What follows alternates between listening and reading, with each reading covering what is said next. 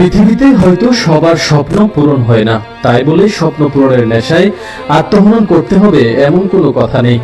কক্সবাজারের খুরুশকুলে ঘটে গেছে এমন এক হৃদয় বিদারক ঘটনা। এসএসসি পরীক্ষায় অকৃতকার্য হয়ে আত্মহত্যার পথ বেছে নিয়েছেন প্রিয়তম রুদ্র নামে এক কিশোর। নৈশ প্রহরী বাবা আর একটি প্রতিষ্ঠানে রান্নার কাজ করা মায়ের বুক ভরা স্বপ্ন ছিল তাদের ছেলে একদিন লেখাপড়া করে হাল ধরবে সংসারের। কিন্তু এসএসসিতে দুই বিষয়ে অকৃতকার্য হওয়ার খবর শুনে সেই স্বপ্ন যেন ধূলিসাৎ হয়ে যায় প্রিয়তমের। অবশেষে গলায় ফাঁস দিয়ে জীবনই শেষ করে দেয় সে। ঘটনাটি ঘটেছে কক্সবাজারের খুরুশকুল ইউনিয়নের ৬ নং ওয়ার্ডের পূর্ব হিন্দুপাড়া গ্রামে। অকৃতকার্যের বৃহস্পতিবার বিকেলে মা বাবা বাড়িতে না থাকা অবস্থায় গলায় ফাঁস দেয় প্রিয়তম। এক পর্যায়ে বাবা বাসায় আসলে তাকে উদ্ধার করে কক্সবাজার সদর হাসপাতালে নিয়ে আসলে কর্তব্যরত চিকিৎসক তাকে মৃত ঘোষণা করে।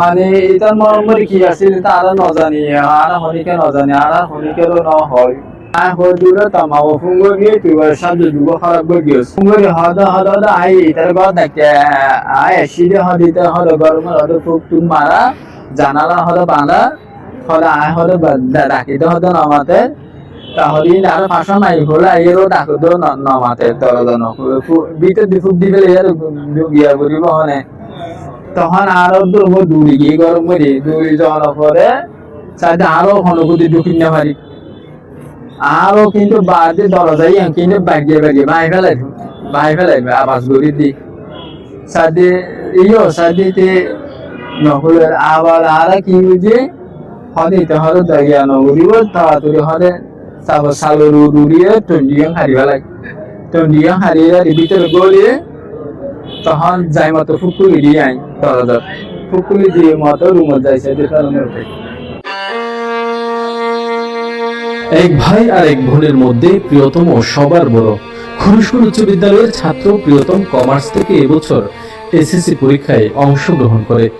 নম্র ভদ্র প্রিয়তমের মৃত্যুতে অনেকটা স্তব্ধ তার বন্ধু বান্ধব, আত্মীয় স্বজনরা।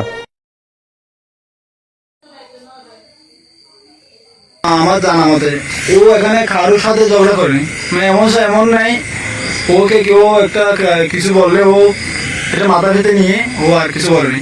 মানে ও এমন কিছু আমাদের সাথে আমাদের পাড়া একটা মানে ওর একটা নাম আছে, ও কারোর সাথে ঝগড়া করে না, ওর সাথে কোনো কারোর সাথে এই যে কোনো সমস্যা ছিল না এরকম। মনোরোগ বিশেষজ্ঞদের মতে স্বপ্ন পূরণ না হওয়ার আক্ষেপ একটি সাধারণ মানবিক অনুভূতি যা জীবনে প্রায় সবারই আসে। এটি নিয়ে হতাশ না হয়ে বিকল্প পথ খুঁজে বের করা উচিত। এক্ষেত্রে পাশে থেকে সবচেয়ে বেশি ভূমিকা রাখতে পারে পরিবার ও বন্ধু বান্ধবরা। News desk, Telegram news, Cox's Bazar.